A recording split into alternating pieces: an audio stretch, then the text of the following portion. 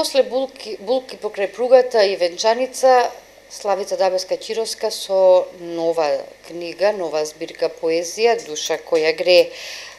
Ново дело кое што ја грее душата откако ќе се прочита, но овој пат само ние имавме можност да ја прочитаме, затоа што токму овој разговор значи и промоција на вашето ново дело. Што беше инспирацијата, што е содржано во Душа која грее? Инспирацијата во Душа која грее е љубовта. Љубовта само љубов открива. Ако тргнеме од овие зборови, тогаш јасна визија ни е дека љубовта и душата е основниот патоказ да се обстои во овој суров свет. Љубовта понесува со себе многу патокази кон поубаво утре и кон поубава сегашност. Душа која грее ги повикува да останат сите души убави и да знаат да пијат само за убави нешта. Оно што е интересно во ова дело, што сите песни се со љубовна поезија, меѓутоа љубовта не само како олицетворение на живот меѓу двајца, туку љубов кон сите оние кои што се во нашата околина. Токму затоа ќе кажам и дека оваа книга ја посветувате на вашите деца Мартина и Стојанче. Колку вашето семејство, а колку околината се дел од Душа која грее? Мојата околина и моите деца се душата која греат. Тие се инспирација кои што се вметнати во овие стихови. Фино рековте дека во овие стихови не е љубов помеѓу двајца, туку љубов помеѓу целиот свет и апел луѓето да се сакаат. Само така можат да едноставно се излезе од овој ќорсокак на сурова реалност. Ја стално зборувам дека луѓето заборавија да се сакаат помеѓу себе, да ја отворат својата душа и да проговорат дека единствено нешто е само среќата, радоста и надежта да се обстои во овој свет. Теми кои што ги обработувате, звукот на гитарата, твојот допир, љубовта на нашите лица. Да ти кажам, тебе секогаш те имам, само се дел од насловите на оваа збирка.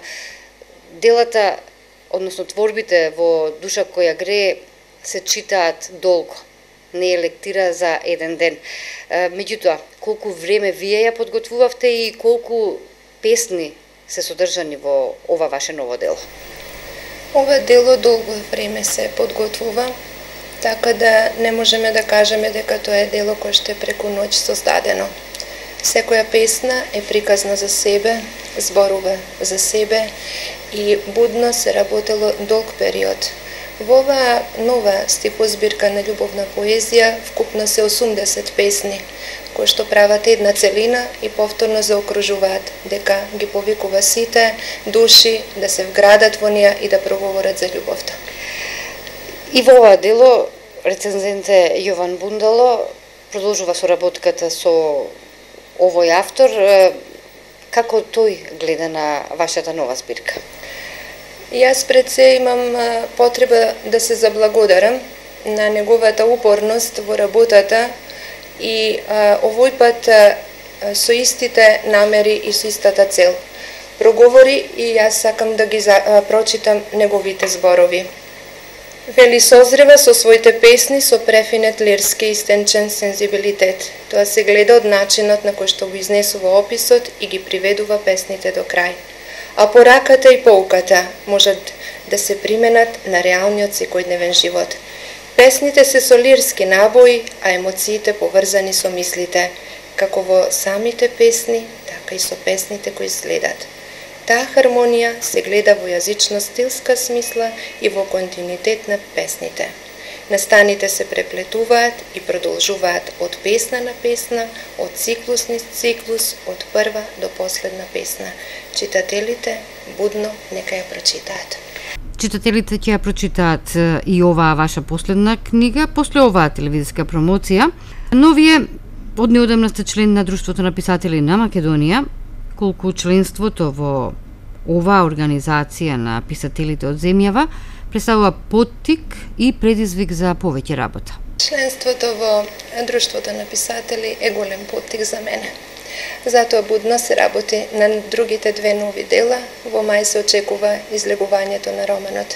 Членството за мене значи еден голем чекор за напред и се разбира да го оправдам и самото присуство. Авторите обично се одмараат во летниот период. Вие не запирате, летово бевте на неколку литературни средби, литературни читања во соседна Србија. Каде се успеавте да стигнете и да се представите? Летото бев присутна на читања во Република Српска, во Дервента, на едно поетско читање ословено под насловот Вихор, затоа што моја песна се најде во нивниот зборник и благодарница од моето присуство, единствена македонка после едно 25 години рекоа, која што присуствува на тие читања. Потоа моите песни се најдоа во зборниците на Ада и во зборникот на Чукарица, во нивното списание Есенин. Сега на 21 септември исто така моја песна се наоѓа во зборникот на Чукарица.